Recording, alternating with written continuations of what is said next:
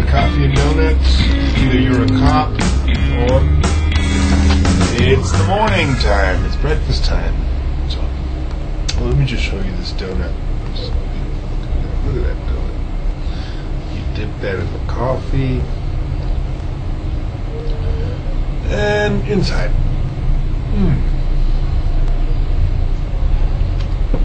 Welcome.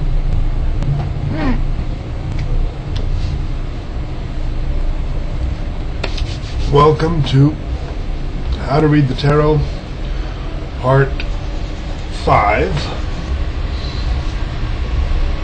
And today we're going to discuss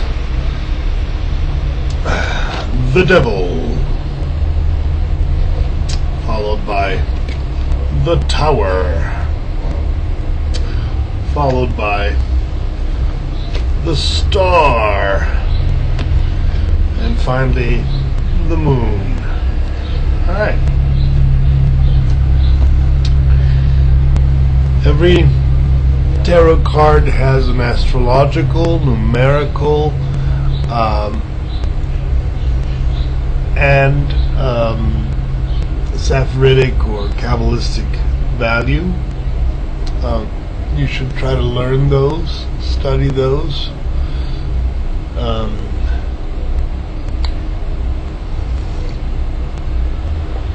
I'm not going to go into it because that should be part of your learning process. I'm just sharing with you what I know, what I've come to realize about each card. You don't want to take it from me. You want to study it yourself.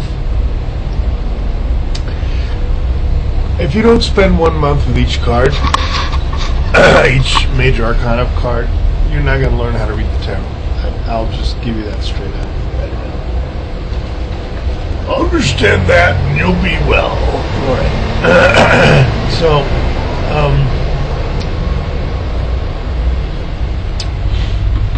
first card we're going to discuss, the Devil. Look at that.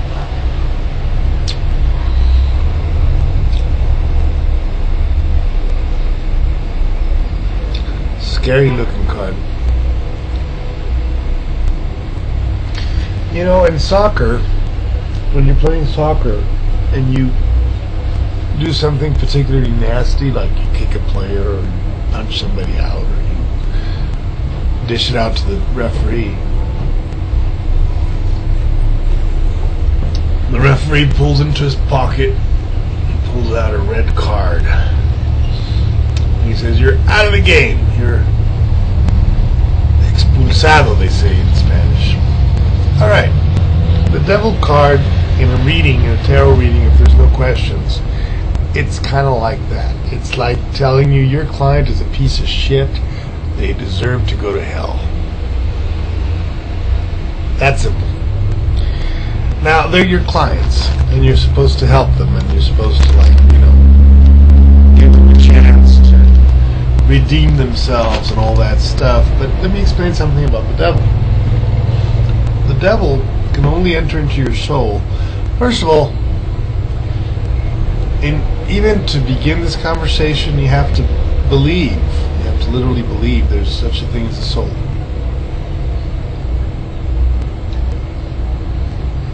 If you can't start with that simple premise,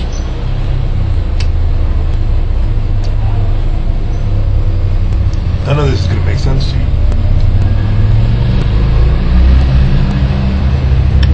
If you have a soul, you recognize that there is a force of good and a force of evil trying to pull that which belongs to God in your person, which is what they call the jiva, the soul, in the Hindu scriptures.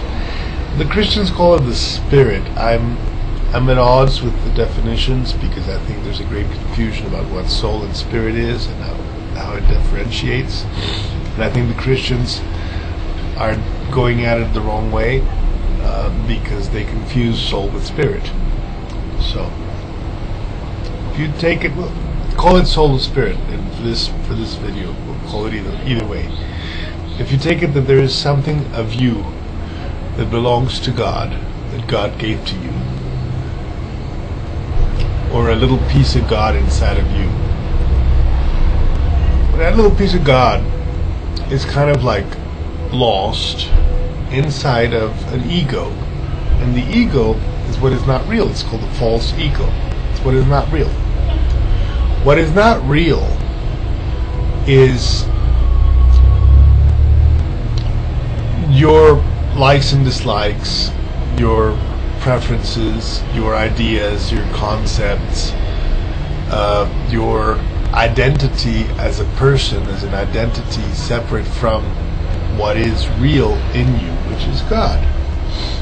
And the Christians would say, well, that's the breath. The breath belongs to God. And I tend to agree with that Christian viewpoint, that the breath is definitely the connection to that. But I think it goes even deeper. Because once you don't have breath, you may actually continue, and there is something of you that's the definition of self. There is something that remains, that is of God after death. That's the soul. Now, there is an infinite good and there is an infinite evil. Evil devil. Alright.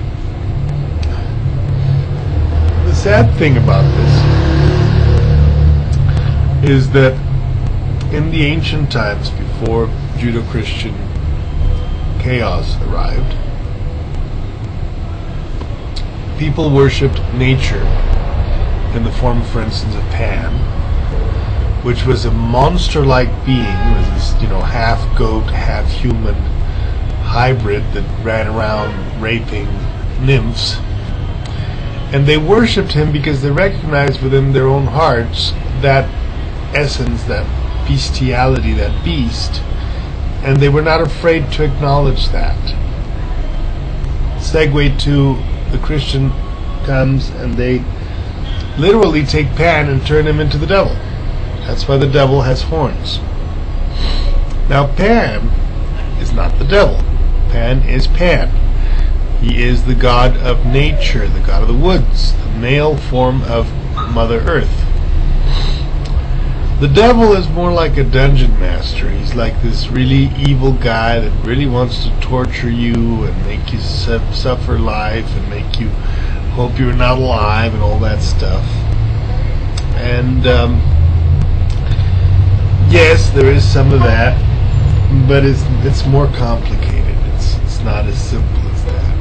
You have to give the devil his due. Alright? I think the really interesting part in here is that, let's go through some of the symbols here. Obviously the wings, he's an angel. The horns, he is a beast. The human torso with a hand raised in Mr. Spock's live long and prosper salute, signifying the cloven hoof. This is a cloven hoof salute, which means literally that we are brothers to or related to the animals that have the cloven hoof. There's a whole thing about the cloven hoof that you have to see for the value of a beast of burden. The value of wealth originally was measured in these. So the wings, the claws on the feet, they're not really cloven hoofs, they're more like bird claws, going back to Garuda and some of the half bird, half man entities. Well, they all speak kind of the same theme, which is the beast of the four elements, on top of a dark obelisk or pillar, which is representing of Earth, the dark energy, it's black energy, the dark energy that holds all the stuff together, it's the black obelisk, which is what holds us together. And oddly enough, a torch burning the woman's tail. In the Bible, the serpent tempted Eve, not Adam. I know it's the man's tail. Sorry. In the Bible, Eve tempted Adam through lust, and that represents lust. Fire, in the case, is burning his tail. Let's take a look at the two prisoners. The two prisoners, male and female. Female has a tail that looks like a bunch of grapes. Male has a tail that looks like it's on fire. The devil is turning the fire onto that. The woman is bound to the devil by hunger, and man is bound to the devil by lust. And the devil is bound to the devil by pride.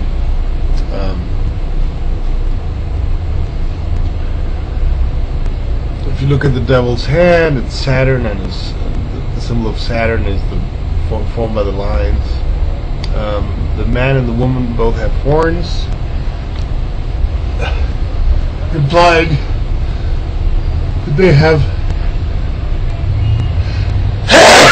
given in to their animal instincts, their animal selves, that their animal selves have taken over their divine intelligence, or the divine intelligence that manifests inside of all of us. So the chains on the two prisoners are very loosely placed. They are very loosely placed because they can be taken rather easily off. That's one of the things that I always tell my clients. Obviously,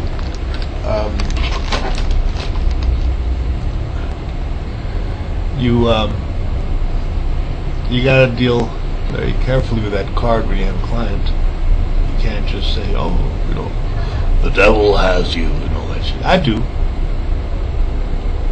Well, with the idea of letting your client know that the devil has got them by the tail,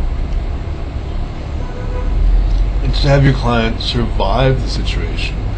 What you are trying to get from the devil card is a confession of what the fuck they did wrong. Usually you won't get it. Most clients are not willing to talk about what they really fucked up on.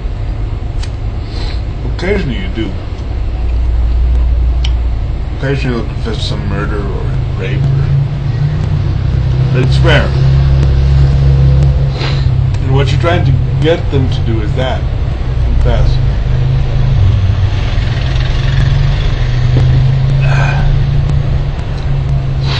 You can't forgive them, but you can't judge them either. You can, I've through these doors have passed murderers, rapists, all manner of people that have really given into the dark side, and usually I catch them right on the act with that card. And I don't judge them, but I do tell them that they should be ashamed. They should be trying to, get forgiveness from their victims. One very, very important aspect of this, which goes back to my sense of justice. There are two prisoners in the devil card. One is the victim. One is the person causing evil to the victim. The devil card appears when a person hurts another person willingly and is not, let's say,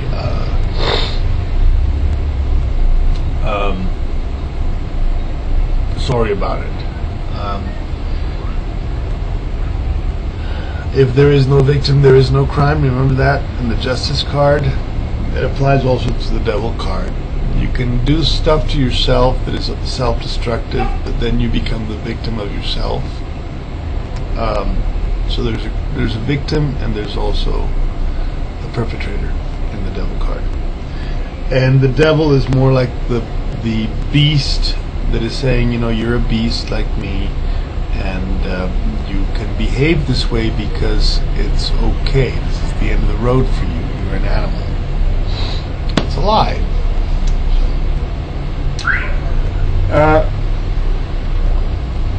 What else can I say about the devil card? Oh, a little aspect about the five-pointed star. It's going downwards, five elements, the fifth element being spirit, dictated towards the fulfillment of the desires of oneself by the application of the force of nature through the use of magic.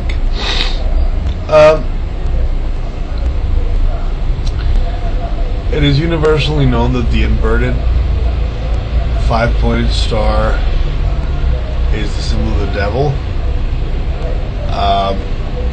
But here's the tricky part of it. Those pentagram stars, they're never either up or down. They're just turning. And that aspect of it is usually not mentioned by the practitioners of magic, because they don't want folks to know that if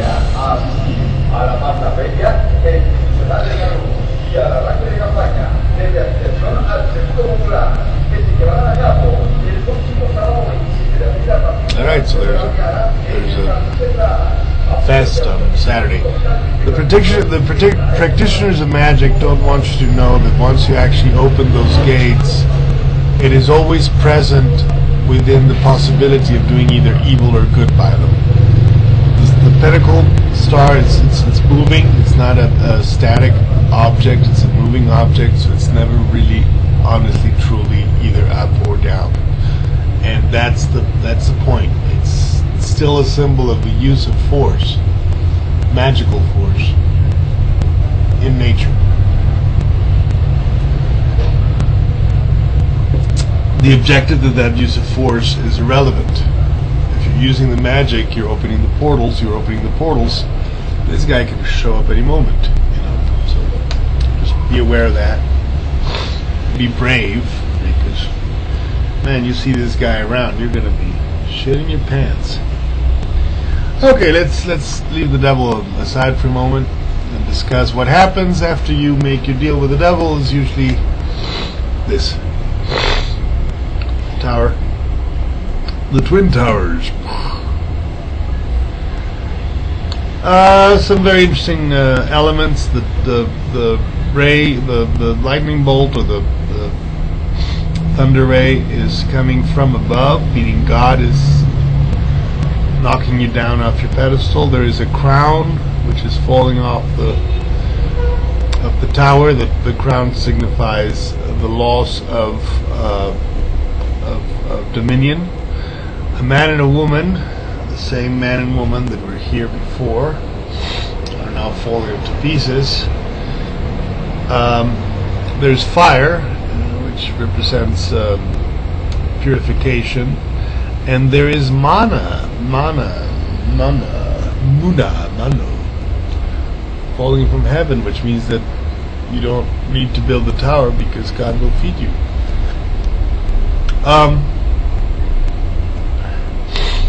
I'm of the firm belief that the Twin Towers in New York were all about this. And if you study it like I do, you'll see a connection between one thing and another because of the numerical value involved. But let's just say that it was a Muslim terrorist that did all that.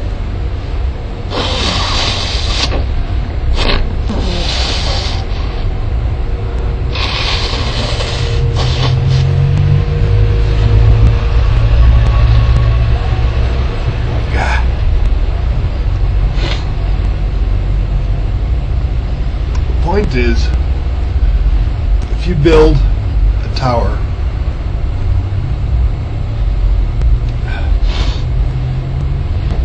this fashion. And it's built on the wrong foundation. Nature, God, will tear it down. So, evidently, the powers that be, Osama bin Laden or Obama bin Laden or whatever his name is, figured out that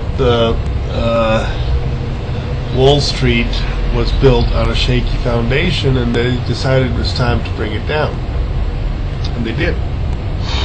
And the result is what we're seeing now, kind of birth pain. This is the birth pain of a new reality. You cannot shake off the importance or the damage caused by the tower. In most contracts, in most legal contracts, there is always a clause called force majeure. Force majeure comes from the Latin, which means divine force or major force or nature's force. And it implies that if you make an agreement with somebody about anything, buying a car, in the moment that you have to receive the car, there can be an earthquake which could make your car useless and blah blah blah. And that's a force majeure. That's a force of God that comes down on your ass to beat the fuck out of you for trying to be, trying to be cool. Now, the original Tower of Babel, Babylonia, supposedly, if we are to follow the history of the Bible and all that, and you gotta do it if you read the cards, supposedly, King Nimrod built a huge tower, which the only form that it could take to reach such height would have been pyramidal. It's a little fact that you have to observe. Anyways, King Nimrod built this enormous, gigantic tower with the idea of reaching heaven. He wanted to get as high as heaven. God, Yahweh, whatever his name was, got really pissed off at this guy because this guy had managed to unify mankind under one flag, his flag, and get them all to work together to be as great as God. And God didn't like that, so he broke the tower into pieces and scattered all the people and changed their language so they couldn't speak to each other. That's what they call it, Babel. Why would God do that, by the way? What kind of God would do that? That's a good question. What kind of God would do that? Break the tower and scatter the people. They're just trying to better their lives. Anyways, it speaks about the arrogance. This little biblical story speaks about the arrogance of man and the fact that no matter how much we try to reach the stars, we never will. Now, we got to tell that to Captain Picard and to Data and to Captain Kirk and Spock. Live long and prosper, my children. Anyways, that's what this card is all about. It's about Babylon. It means you can build something very high, you can build it very well, you can build it with concrete and everything, but in the end, it is not up to you, it is up to God. And God is represented here by the thunderbolt. How odd, isn't it? The thunderbolt is the traditional weapon of whom? Zeus. And what is Zeus's Greek name? Jupiter. Or Jove. So, tricky little Romans. Ladies and still worship Lucifer. They still worship Job and make us all think that they're Christians. Go figure. Apollo and Job, Jupiter. That's their gods. Oh, Venus. Don't forget the Virgin Mary. Anyways, that's the tower. In purely adivinatory means, am I going to be successful in my business? Your business is going down, baby. Is my marriage going to be successful? No, your marriage is going to fall to pieces. That type of stuff. Okay. That's the tower, and that's what? 15, 16, 17. Now, remember, at the beginning of this video, at the beginning of this series of videos, I told you that the tarot major arcana was a kind of like a progression of the soul from one state to another state, and you really can't get from one to another unless you don't pass through it and you experience firsthand what it means to be in that position. I'll give you an example. You have to pass here and see your own evil in order to be able to bring it all down, thanks to God's help, with a little bit of God's help. Once you bring it all down, hey, where is there left to go but up? Okay? Put very close attention to what I want to tell you. How many points do you see in this star, which is the star card? 1, 2, 3, 4, 5, 6, 7, 8-pointed star. 8, as you remember, once you tilt it down, is the infinite, the number of the infinite, which is a clever little way of these guys to tell us that the number of stars in the universe is infinite. The number of suns, the number of planets, has no end. Oh. So, I think I'm coming down with a cold. I hope not.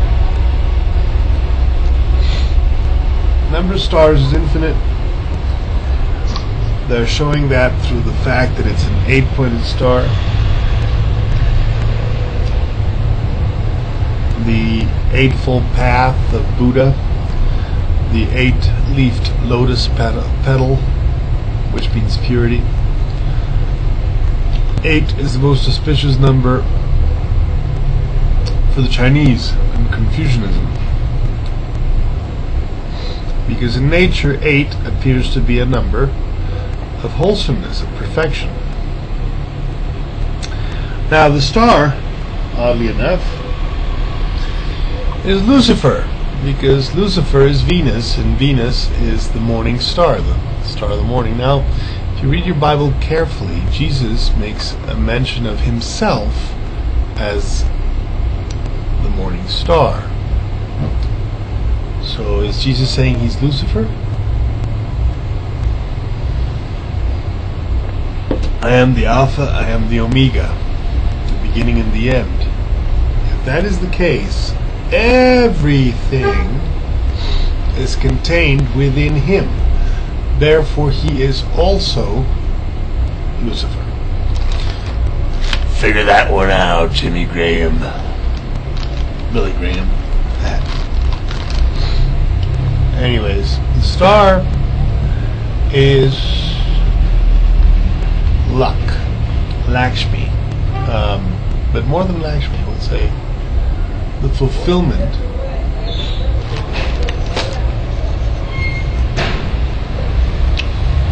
of all desire. If you look in the early night, you will see Venus right below the moon. And Venus is the way, if you're at sea without a compass, without a chart, to find your way back home. Because the trajectory of Venus is always the same. Kind of like the trajectory of the Big Dipper, the trajectory of the Little Dipper too. If you look at the stars at night, you won't lose your way, whether you're in the woods or at sea or wherever you are. If you can't see the stars because there's maybe too much fog or there's too much clouds, then you're shit out of luck without a paddle.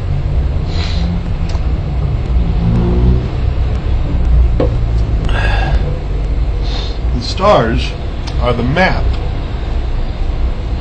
to which we find the way in the darkness. That's the way to describe it. And she represents the perfectly bountiful nature of God. God as a provider. God gives us everything we want. Every single desire we've ever had will be fulfilled. That is the promise of the universe. The universe will figure out a way to make sure that if you wanted to go out naked into the streets with a carrot up our nose, we'll be able to do it. Alright, so be careful what you want for. It's also the lesson of the magician. The star also represents the Venus, which is the goddess of beauty. There's the naked blondie there, representing the epitome of female beauty. She ain't all that bad. Got a little pouch to my good, but she's all right.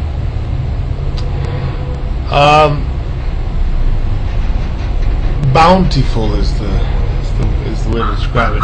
Anyways, the star is good luck, is wishes fulfilled, is love,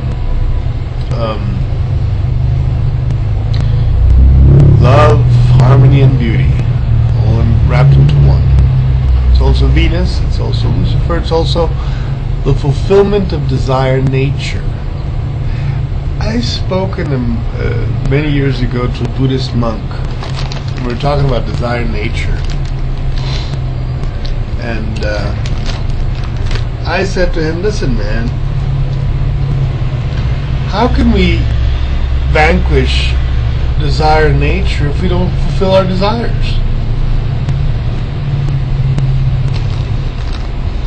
And he said, you're right. You're absolutely right. The way to vanquish desire nature is to fulfill your desires. And I was trying to be a jackass and kind of a joker. And he was deadly serious. He actually pointed out to me that desire nature, by its very nature, builds on frustration to be able to trap you or entrap you into continuing that desire. Let's say that your desire is to have $1 million, and your entire life is dedicated to obtaining $1 million, and for some odd reason you never get to do it. Well, the promise of reincarnation and of karma and all the deeply thought out philosophies of the East is that the universe will find a way to fulfill your desire sooner or later in some incarnation. It means that you're a poor African dying of hunger and you want to be a rock star.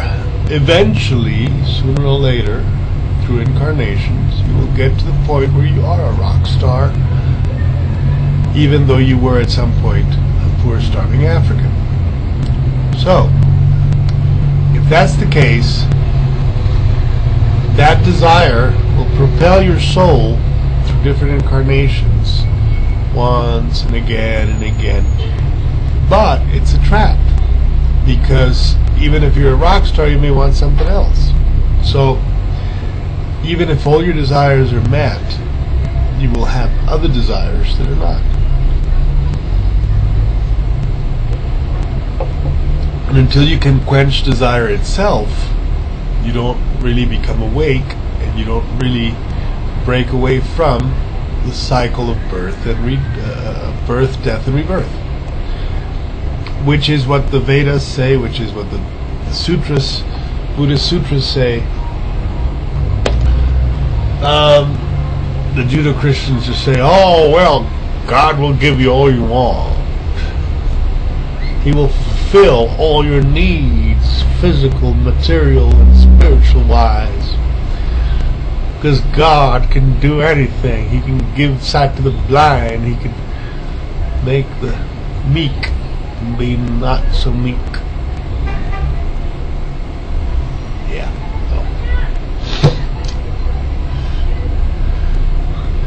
Not very enlightened point of view, is there? Fulfill all your desires? That sounds more like the devil. Enough about the star. Let's go with the last card for today. Say cheese. The moon. You know, a funny thing about this card, you see that little crab lobster looking thing? It's supposed to be a scorpion.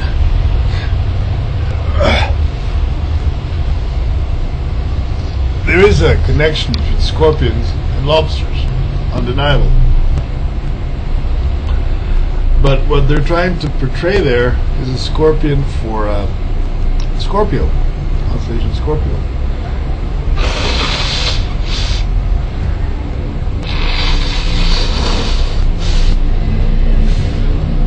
Instead, they got this water crab thing. Prawn, giant prawn, whatever. Oh, the long way of the moon. Two coyotes, two wolves barking at the moon. There's a little yellow road, yellow brick road going up to the land of Oz. There's two vigilance towers, or monolithic looking towers, and lots of mana coming down from heaven. I've always had problems with the symbols of the moon because I'm puzzled by them. I get them, but I don't.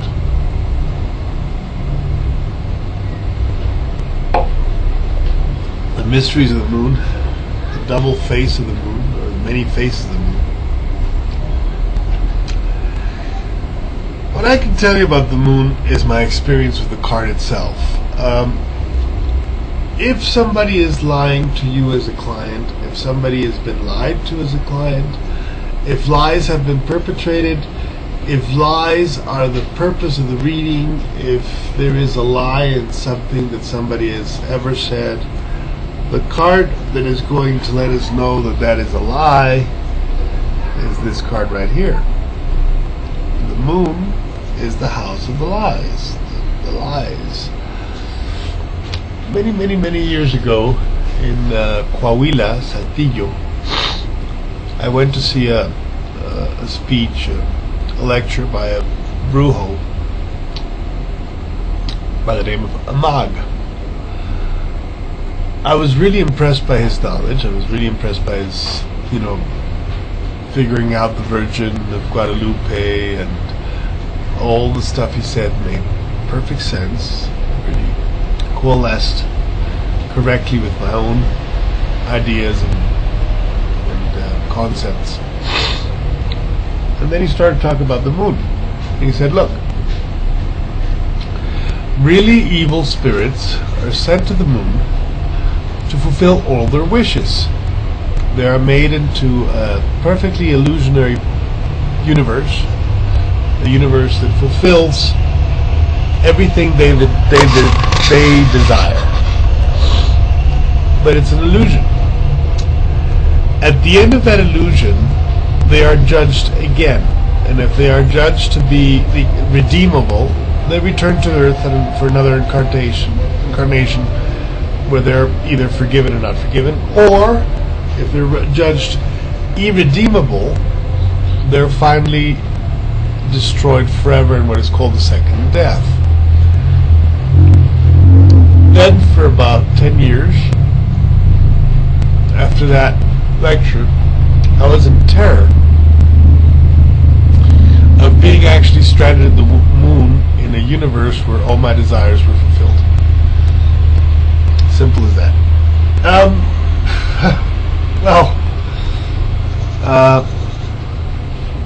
Thankfully, I recognize now that I'm not there. I'm on planet Earth. I think I'm on planet Earth anyways. But the experience of that left me a very deep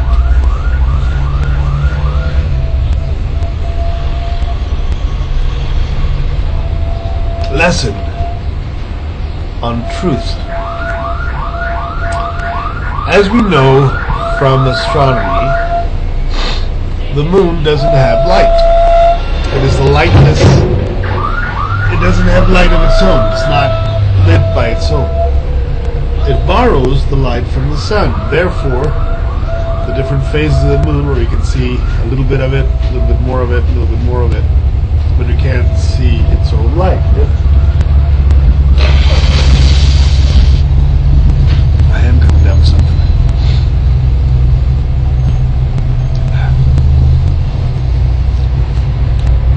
So, the light of the moon is a lie. It's a fiction of the sun. For all we know, there could be another moon behind our moon, which is never seen by us, because it's never hit by the sunlight. In fact, that's the whole Nibiru Planet X thing. There's another planet. We never see it because the sun never sheds light on it, and it doesn't have light of its own. If you think about it, we don't have light of our own either. Here on planet Earth, we're borrowing light from the sun. Oh, we lit up the world with all our fucking electric lights and shit, which is not the brightest thing we've ever done. Trying to become a sun is not smart, especially when you're water-based life forms. Water and fire turn into steam, don't they? Anyways, the moon is the house of lies. It's about hiding stuff, not seeing stuff, seeing stuff through a veil, and all the symbols in the moon are based on that. Now, remember the two pillars of the high priestess? Well, here they are again, but here you can't tell one from the other. You don't know which is light and which is the dark, because they become more like watchtowers, murder holes. We don't live there. The mana means that the moon is also a benevolent, to a certain extent, entity that is feeding us. And we know now that the moon is related to the waves and to the tides of the ocean. The moon is related to the cycles of the woman's fertility. The moon is related. So without the moon, we wouldn't be here. We know that now. But it's still a very mysterious and very kind of like hidden thing. There's theories out there, David Icke, and his theories that the moon is actually a huge base for extraterrestrials and reptilian extraterrestrials. I wouldn't be surprised. I wouldn't be surprised at all.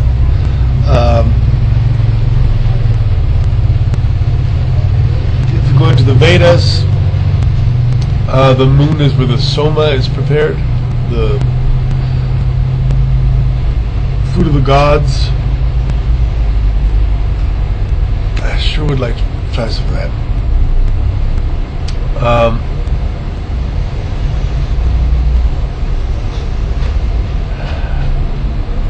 My experience with this card has been, for 11 years, that every time you pull it out, somebody's lying. So that's what I can tell you about it, and that's what makes sense to me. And that's about it. That's the end of this video. Again, any questions, comments, whatever, you're welcome to contact me via Facebook, YouTube, whatever. And I hope you're enjoying this. You know, when I made the series in Spanish, I took one video per card, so it's a lot more wordy, and I tend to drift off and forget what I'm talking about. Because I used to make drugs, man. Anyways, this series of videos about the cards is a streamlined series of videos, more for the Anglo-Saxon mentality, which is not as wordy as the Latin and Spanish mentality. But I don't want to feel that I'm leaving anything out of importance. I just want you guys to study your own symbols and figure out these cards on your own. If you're really going to study the cards, you don't need me to tell you what they mean. You need yourselves to figure them out, you know, and you need to figure them out. You gotta take each card and then you go through all the books and all the Wikipedia pages and all the shit you can find, and you try to figure out the card, and then you get a relationship with that card. That's kind of what I'm trying to explain to you. All I know about this card is that it pulls out somebody's lying, and I know that, and I can always tell that to my clients because I know it's going to be working. So same thing with you guys. You guys got to be able to have that type of certainty in your reading that you know that that card means something always the same, because that's how it works. That's how the tarot really works. Thank you for watching. Have a wonderful day, night, evening, morning. I'm out of coffee. I'm going to go for another cup. And we'll see you in the next video, huh?